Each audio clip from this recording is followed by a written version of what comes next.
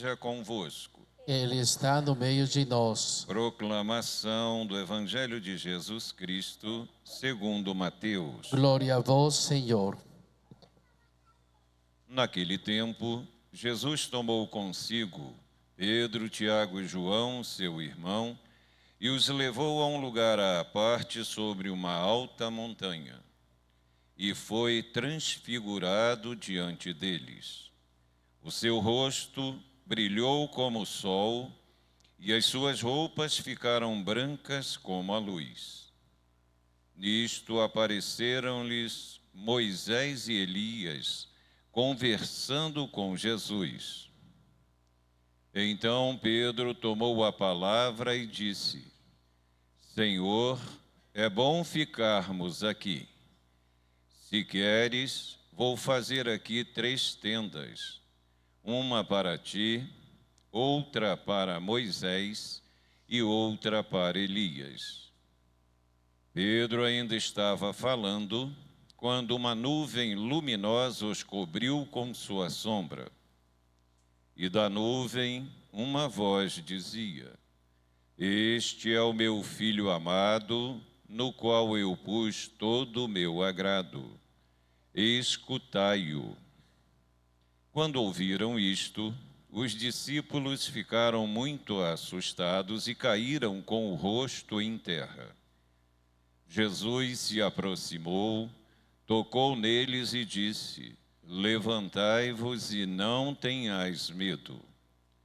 Os discípulos ergueram os olhos e não viram mais ninguém, a não ser somente Jesus.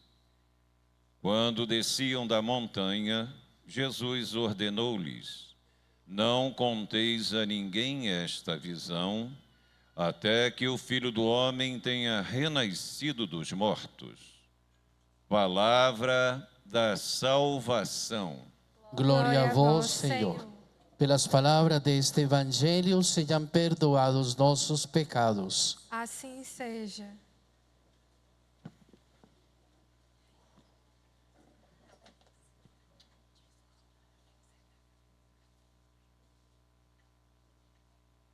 A nossa caminhada quaresmal exige de nós a vivência, o testemunho.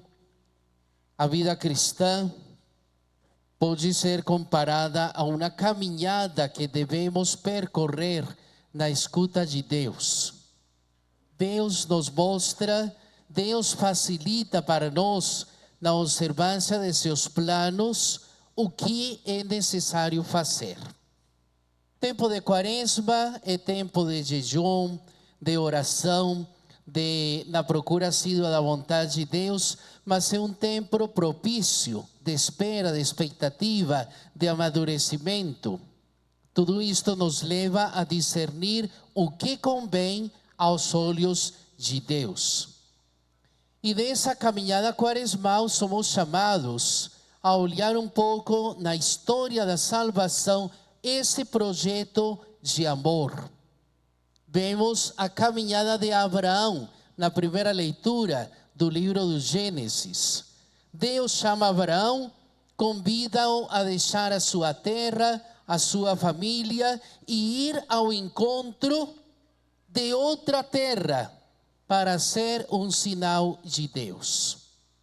E Abraão, pai da fé, vai ao encontro realmente para entender o significado e para buscar na vocação o sentido da vida.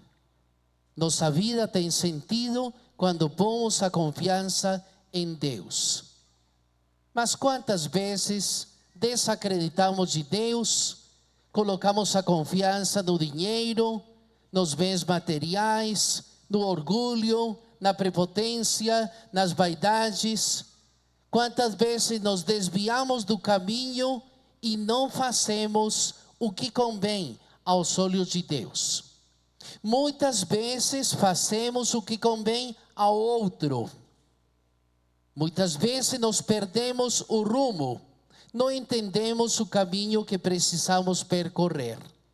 Deus lhe oferece a bênção, a prosperidade.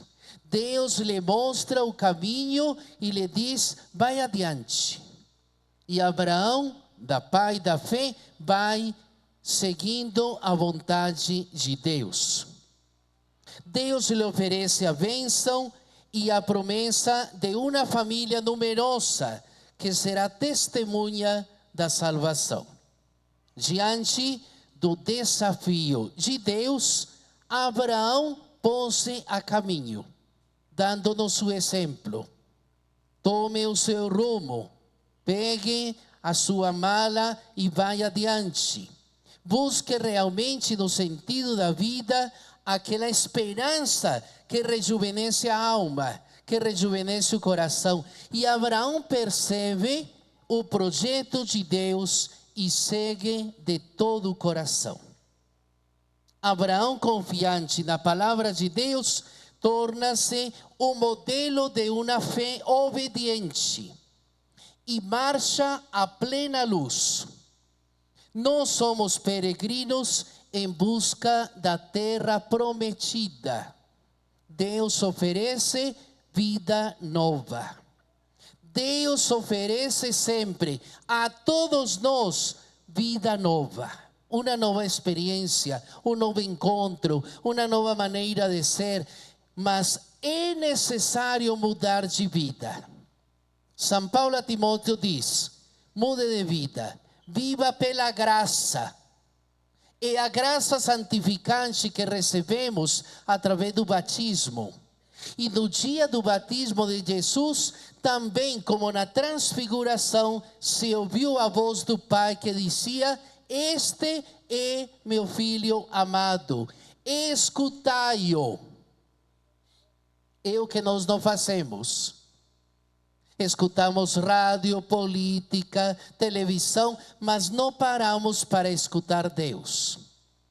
As oficinas de oração e vida têm nos mostrado uma metodologia extraordinária para saber encontrar sentido ao que fazemos. A maneira de comunicar-nos, a maneira de deixarmos fecundar pelo Espírito, a melhor maneira de falar com Deus, pela oração, pela escuta da palavra, por um retiro espiritual, pelo encontro realmente na Eucaristia, pelo fortalecimento da fé, pela mudança de vida, pela transubstanciação que devemos realmente colocar em nosso coração para sermos templo sagrado de Deus. É isto que nós estamos sendo hoje chamados, e São Paulo exorta Timóteo a superar a timidez e não desanimar diante das dificuldades ao longo do caminho. Encontramos no meio de nós pessoas que perdem até a fé, pessoas que não têm mais esperança, pessoas que não vivem mais o amor, que não encontram sentido ao perdão, a aproximar-se do outro, a viver a fraternidade. Perder o sentido da vida é muito triste. Por isso que nós precisamos rezar mais. A resposta agradecida ao chamado de Deus requer de nós fé, confiança e fidelidade, porque todos os dias somos provados. Todos os dias somos testados. Todos os dias aparecem adversidades. E quem de nós que não passa por problemas? Mas se você só pensa nos problemas, você nunca vai superar. É necessário olhar com outros olhos. É necessário crescer em santidade. E essa resposta agradecida ao chamado de Deus, que pela fé, a confiança e a fidelidade mostram que é necessário passar pelo deserto. Há muitos desertos em nossa vida. Desertos familiares, desertos conjugais, desertos comunitários. Mas Jesus nos mostrou, domingo passado escutávamos isso, é lá no deserto que Jesus foi tentado. Porém Jesus caiu? Não. Se manteve na oração, na fidelidade. Se manteve porque soube fazer a vontade do Pai. E você? E nós estamos fazendo a vontade de Deus? Costumo dizer, fazer a vontade de Deus quando você tem dinheiro é fácil demais. Fazer a vontade de Deus no aperto, na desconfiança, na dificuldade do relacionamento. Fazer a vontade de Deus quando não se tem saúde. Fazer a vontade de Deus nas vicissitudes e nos problemas do dia a dia não é tão simples assim. Exige de nós renúncia, abnegação, desprendimento, coragem, força de vontade. Exige de nós entender o caminho que precisamos percorrer. Por isto que Jesus se manifesta a seus discípulos no Monte Tabor com todo o seu esplendor na divindade, antecipando a glória da ressurreição e dizendo para cada um de nós: tenha fé, tenha confiança, espere o momento certo. Mas quando chega o momento pela vontade de Deus, a maioria das vezes não estamos prontos nem preparados. Por isso é necessário coragem, resposta ao chamado de Deus. O Pai revela neste Evangelho de Mateus a identidade de Jesus. Qual é a identidade de Jesus? Ele é o Filho amado. Ele é o Filho amado e nos chama a escutar a sua voz, seguir os seus passos, crescer em santidade, desprendimento, renúncia realmente. Agora no Evangelho de Mateus vemos a caminhada de Jesus, um caminho a Jerusalém. Jesus faz o primeiro anúncio da paixão. O caminho da salvação esperado pelos discípulos é bem diferente, muito parecido com o nosso hoje. Não queremos sofrer, não queremos viver de acordo com a vontade de Deus, queremos do nosso jeito, na minha autossuficiência, na minha prepotência, do jeito que eu entendo. Com dificuldade nós entendemos os propósitos de Deus. Por isso ficaram profundamente frustrados e desanimados. E ainda hoje encontramos pessoas, graças a Deus, não no Jardim Botânico, mas encontramos pessoas incoerentes, desanimadas, decepcionadas, porque nada funciona, porque as coisas não vão para frente, porque nada dá certo, porque tantas coisas que colocamos. Por isso ficaram decepcionados. E para fortalecer o ânimo dos discípulos, Jesus toma consigo Pedro, Tiago e João e lhes revela a glória da divindade. E após um momento de medo e insegurança, eles encontram a paz e a alegria. Alegria do verdadeiro encontro, do sentido, alegria de estar junto com o irmão. Alegria de saber que depois da tempestade vem a bonança, depois da tristeza vem a alegria, depois da morte vem a vida. Sempre há um futuro melhor, sempre há uma esperança. Escutávamos isso durante todo o ano passado do Jubileu da Esperança. A esperança não engana, não mente, não decepciona. É o amor de Deus sendo derramado pelo Espírito Santo. Cabe a nós trazer o Espírito Santo. Viver de acordo com o Espírito Santo, que nos dá fogo, que nos dá ânimo, que nos dá alento, que nos anima, que nos fortalece, que nos encoraja, que nos faz encontrar sentido ao que fazemos. Com a transfiguração, Mateus quer duas coisas: revelar quem é Jesus. E quem é Jesus? O Filho amado do Pai. E nos ajuda a convidar: escutem o que ele diz.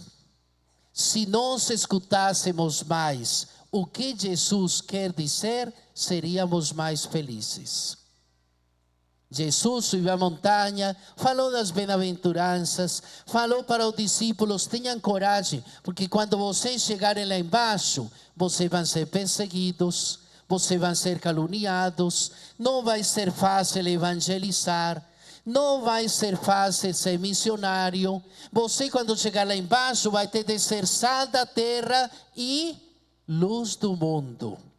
E é isso que motivou os discípulos a darem continuidade, a traduzir em gestos concretos o amor de Deus, a não se deixarem vencer pelas dificuldades do dia a dia. E tanto aprendemos com os nossos queridos santos. São João Paulo II nos dizia: olhe para a cruz de Cristo quando você sinta o cansaço, quando você esteja estressado, quando você acha que não dá conta. Olhe para Cristo e assuma a cruz.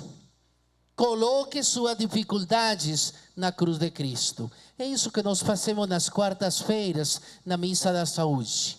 Entregamos a Ele. Ninguém é de ferro.